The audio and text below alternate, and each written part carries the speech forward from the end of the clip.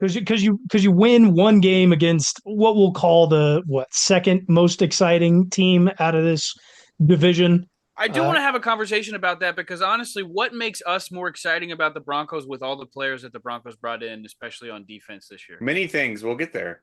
Many Patrick things. Mahomes we'll get to and the all the Chiefs. Super Bowls. That's why everybody gets all excited. I mean, but we've known about that. We can't You're get really telling me the excited about that. Broncos are Like, the number one most especially exciting everybody else team is out of the tired AFC of us West? like being the best. If you talk to So all the national people, they're talking about us too much, man. Yeah, that's what everyone else thinks right now. That's me recognizing that I do believe that the Broncos would be quote unquote the more exciting team coming into this season. It's not a We slight at the already know we're going Broncos. to beat them. We already know we're going to be better and finish higher than the Broncos, but they're more exciting, dude. Hey, man, Look all the don't forget players we that brought in shutout. I don't care this who was the year. quarterback. Don't forget last time we played, homies. okay, Shutout. okay, okay.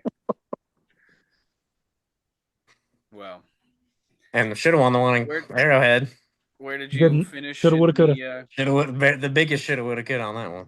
did, did you make Finished it to third in the the Super division. Bowl? Yeah. Did you guys make it to the Super Bowl? I don't remember Yes, much from the Chiefs on that end. Yeah, we did. we did. I, I did. We, Oh, we at did least you? we made it. We made it. I, We were there. Took a some people vacation during the some game. people say we weren't. I think that's the inference. I think that's the you know They were there physically in body, but not in spirit.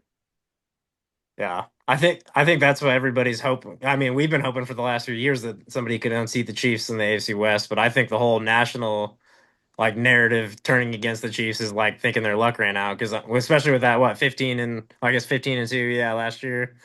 Everyone thinks that y'all used up all that magic, but I don't believe that. I'm sick of hearing about it. even with well, I mean this would be the only thing that counters the guys that the Broncos brought in as far as the Chiefs being more exciting. Even with Rashee Rice's suspension, you're still more than likely going to get him, Hollywood Brown, and Xavier Worthy on the field at the same time. Yeah. So You can get two of them healthy too most of the season. Yeah, I mean, yeah, Well, this isn't a slight at the Broncos. Like I still find them very exciting. I think it's like a 1A 1B, but you have to rank them. So what the Broncos give have some done. love to the guest, man. We can talk about the Broncos last. That's all right. Fine. Did we give where we think we think the Chargers are going to finish third? Yeah, I yeah, said third. Yes. we yes. could. Yeah, We say AFC it, West Tybo. could Yeah. send three Say it, teams to the Tybo. playoffs. Huh? Say it. Say what? No, I'm not going to. Well, Tybo wants to give love to Kyle over here, so we'll go on to the real most exciting, but the second most exciting for this show team, former Super Bowl champs, not current, the Kansas City Chiefs, who have made huge, huge pickups in the draft, not really in free agency. We've got a new starting left tackle in Josh Simmons out of Ohio State. I'm very excited. You guys know my thoughts on Omar Norman Lott, defensive tackle out of Tennessee. We've got some lesser known guys on here, wide receiver out of Utah, Jalen Royals, Noel Williams, corner, Jeffrey Bassa, linebacker out of Oregon. Defensive end, who I thought we picked up way too high in the draft, but has proven to be looking pretty good in preseason. Ashton Gelati. Um, You thought we there's picked a him up lot way of. too high? I thought we picked him up real early. There was like three teams that were going to trade up to get him right behind us. I still thought we went early on him. I felt Okay. that there was other positions that we could have taken. Not that defensive end wasn't one of the higher priorities, but I felt like there were other players uh, that we needed at positions at that pick. I don't know, man. I think he's cream of the crop. I think he's going to be really good. The way he's been coming out in preseason, it's been exciting to see. But the main guy, the real amazing guy right here is Josh Simmons. He's looked fantastic in preseason. He's going to be the cornerstone for the future.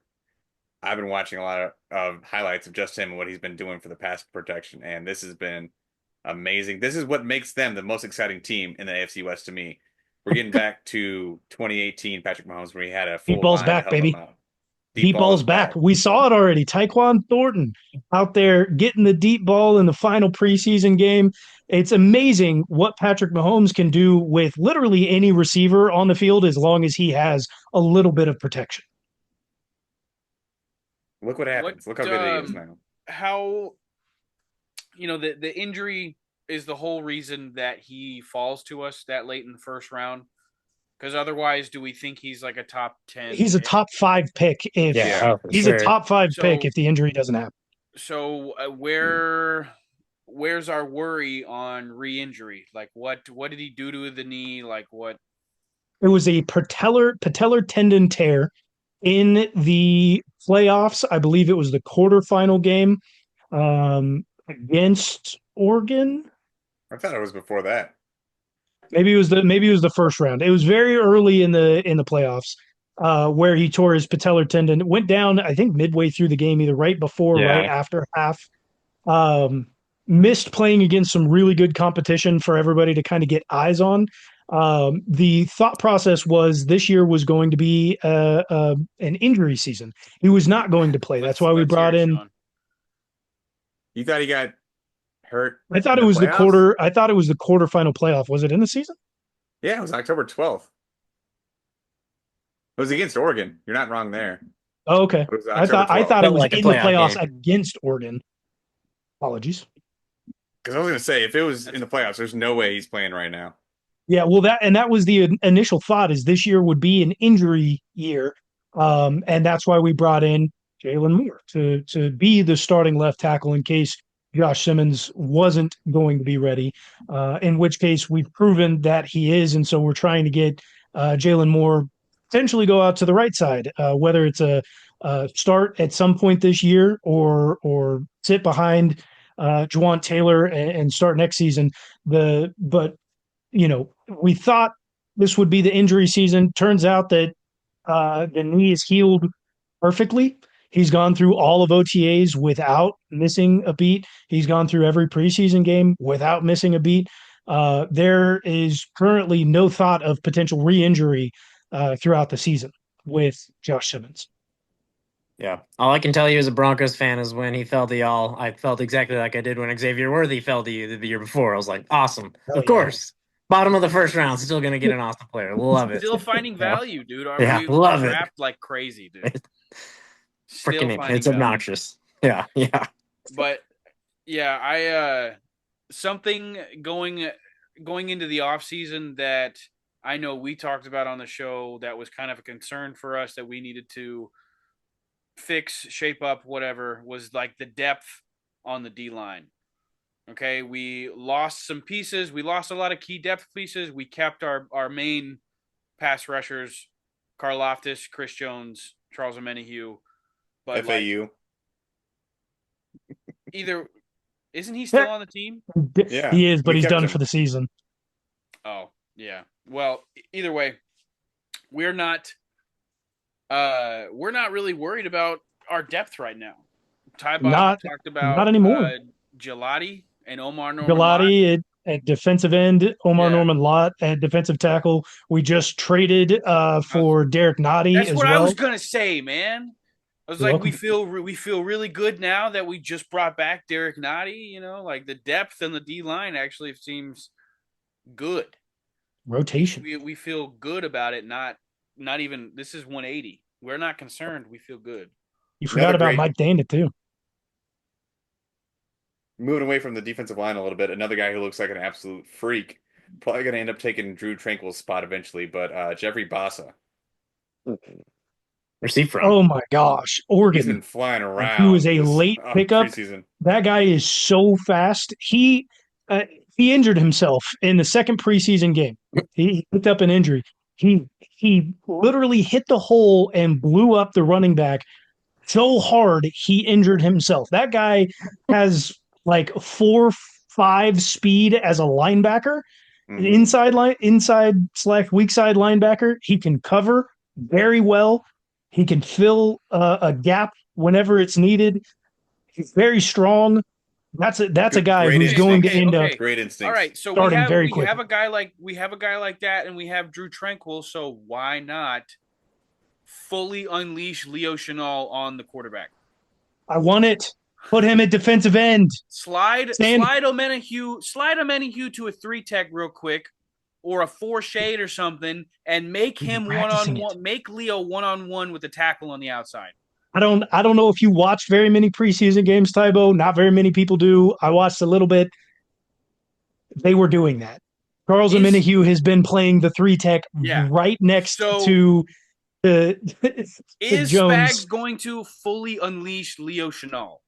But Chenal has not been. That's the one downside. We've been putting Omenihu inside right next to Chris. But Chenal has not been coming down. I really want to see it. I think that would be bad news bears for Bo Nix and co. That'd be Leo. A white guy with death row written on his arm, screaming down the we got Max at Crosby. Bo Nix. Bo Nix already screamed at Max Crosby last year. He's got no fear. I feel a tatted white dude.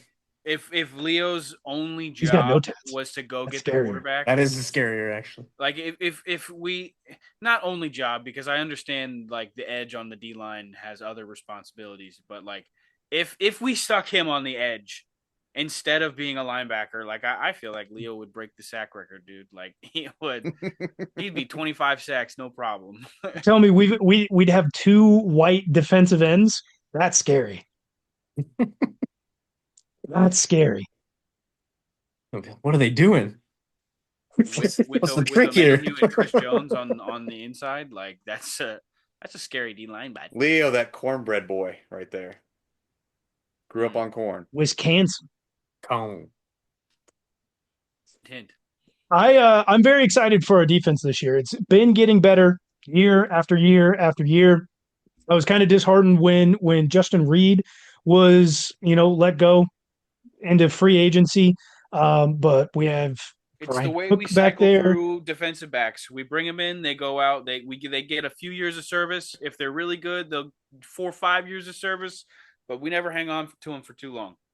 Brian Cook's in a contract year for him, so expect him to go off. DBs, like I said, we picked up Noel Williams, and so that's changing around the DBs a little bit. Him. I don't know if I was big on him. We'll see this preseason. We'll see. He was a nice little fourth round pickup, I believe. But we always get value out of those mid to late round corners. So we'll see how he does. And then we also picked up Christian Fulton at corner. So that's another huge pickup. In the preseason games I did watch, I didn't hear his name mentioned too much. So I did. Okay. I heard it. I heard it quite a bit. He especially he played the most snaps in the 3rd preseason game, and his name was getting called quite a bit. A lot of PBUs.